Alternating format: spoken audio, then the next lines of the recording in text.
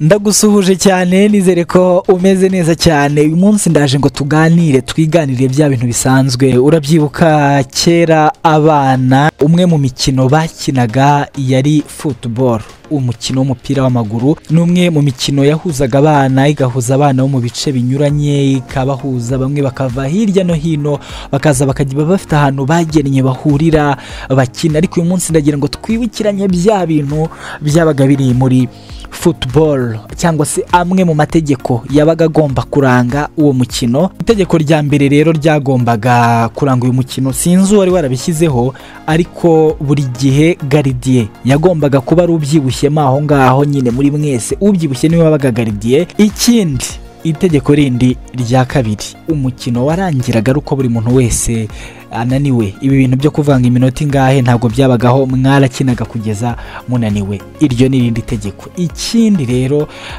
cyarangaga uyu mukino, iyo abantu babaga bafite ikintu babetinze cyangwa se gutega, iyo babaga bafite ikintu bateze, umukino wabaga ari ishiraniro. Abantu babaga bakina nta mikino rwose, ubona ko ari nk'uko n'ubundi amakipe asanzwe akinira igikombe. Ikindi rero irindi tegeko ryagombaga kubahirizwa, iyo nyiri umupira yabaga arakaye, umukino wabaga urangiye, yahitaga afata umupira we akigendera. Ntabwo nzi ukuntu bari barabigenje ba nyiri imipira bose, ariko bari barabiganiriye. Iyo abakinnyi babiri beza bose bajyaga mu ikipe imwe ntabwo byashobokaga, abantu bahitaga bigaragambya.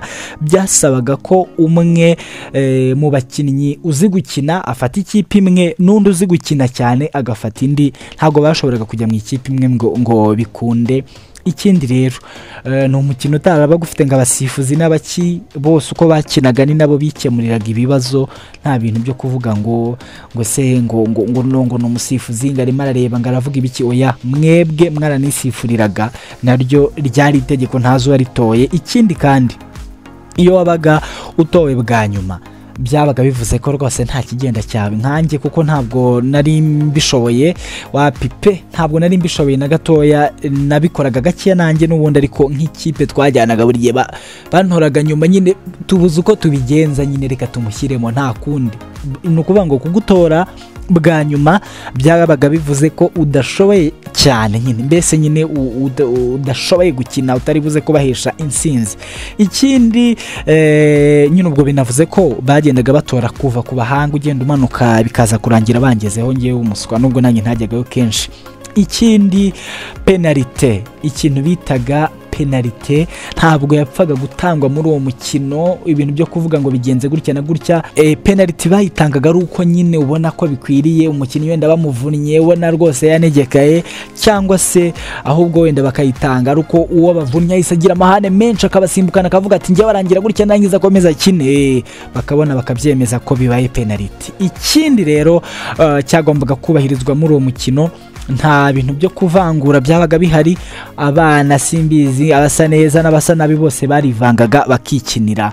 Ikindi ugomba kumenya mu mategeko yabaga hariyo, habaga hagiye gutangwa penalite, ako kanya gardien yahitaga ahinduka, mu bandi bakinnyi bahitaga babarebamo undi muntu ushoboye, bagahita bari we wikinira nyine umukino wo kujya muri mwizamu, nyine bamwizeye. Ibintu byo kuvuga ngo wari gardien gusa, isaha ku isaha baraguhinduranya, bahita uva mwizamu ukajyamo hagati, cyangwa se nyine babona gardien nyine mo hagati muri bo ushobora kumira penalite, akaba ari we uhita ujya mwizamu, kandi nta muntu agombaga kuza avuga ngo ibiki n'ibiki. Ikindi irindi tegeko, kugira ngo byorohe cyane gutandukanya abantu, wasangaga ikipe imwe yikuye wenda batambaye hejuru nko agatuza, batambaye bambaye nk'udukabutura gusa, abandi bambaye hose, nyine kugira ngo uhite umenya ngo uyu turi kumwe ntituri kumwe, gutanga passe byihute. Ikindi ugomba kumenya nuko nyiri umupira iyo yakoraga ibyo bitaga tushe, cyangwa se bamuteye umupira ku ntoki, umukino warakomezaga nkaho nta kosa akoze, kandi abandi bantu iyo babikoraga byabaga ari amakosa. Ikindi kandi iyo nyiri umupira ari we watoranyaga abantu, yahitaga ahitiramo abakinnyi bakomeye, mwebwe mugasigara muri aho ngaho mukanuye amaso. Umva, urabyibuka ni byinshi cyane. ni ukuvuga ngo rero hagati mu mikino ikindi cyashoboraga gushoboka washoboraga gusanga amakipe yombi aguranye umukinnyi mo hagati aho ngaho, kandi wa mukinnyi none hagahita aza yarakaye, bamwe bari kumwe nta kintu bakimubwira yabarakariye. Umukinnyi yashoboraga kujya iwabo akajya kurya ubundi akagaruka kandi umukino ugakomeza. Ikindi kuruhuka byabaga ari uko barimo bongera umupira bawusana. Hari ukuntu nyine yabaga ari nka karere mushipiri zahambutse cyangwa se ari nka urimo amashambrayeri brand chambrayeri nyine bira biprizo bashyiragamo ku buryo nyine umupira ubasha kwidunda wenda kikaba cyamenetse barimo baragisimbuza. Icyo gihe abantu nibwo baruhukaga, nta bintu byo kubanga agace ka mbere wapi, mwaruhukaga uko umupira wapfuye murimo mugenda musana, ariko nyine byari ibintu byiza cyane.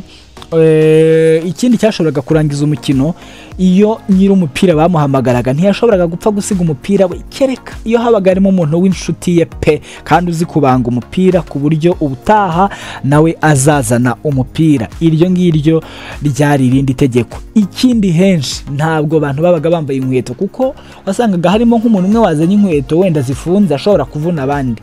Itegeko rero rigahita riba kuzikuramo, kikaba ari ikirenge rwose kuri bose, nyine nta muntu ugomba kuzanamo ibintu byinshi. Ikindi washoboraga kubwira nabi nyiri baro, ubwo ngubwo umukino ugahita urangira ako kanya. Irindi tegeko rero ntazi umuntu wari wararizanye, ni ukuvuga ngo abantu bavukana nka 2 cyangwa 3 akenshi wasangaga nyine kugira ngo bajye mu ikipe imwe bigorana cyane. Yari nka 2 wasangaga nyine umwe agomba kujya hariya undi akajya hariya. Naryo ntago nzi umuntu wari waratoye iryo tegeko. Ikindi kandi ikipe yabonaga koroneri 3 zahitaga zivamo penalty nta mpaka nta bindi bintu.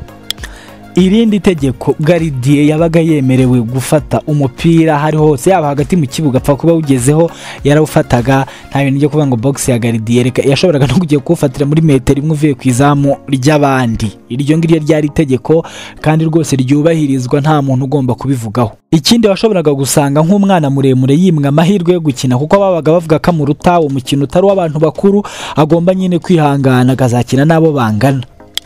Ikindi rero irindi tegeko ari naho ngiye gusoreza, ni ukuvuga ngo umupira iyo bawushotaga ukanyura hejuru ya garidiye yakoraga icyo bita kwitera yagera hejuru nyine umupira ukamurengaho, bavuga ko warenze poto cyangwa se nyine warenze wa mutambiko wizamuka, kuko nta wabaga uriho umupira atabashije kugeraho, ubwo byabaga bisobanuye ko ari hejuru. Icyo ngicyo ntabwo cyabarwaga nk'igitego. Nawe rero nyibutsa ibindi bintu wibuka muri uyu mukino wa football, ubundi tuzakomeze tubane. Ngewe nitwa Brice, iyi ni The Trending 250.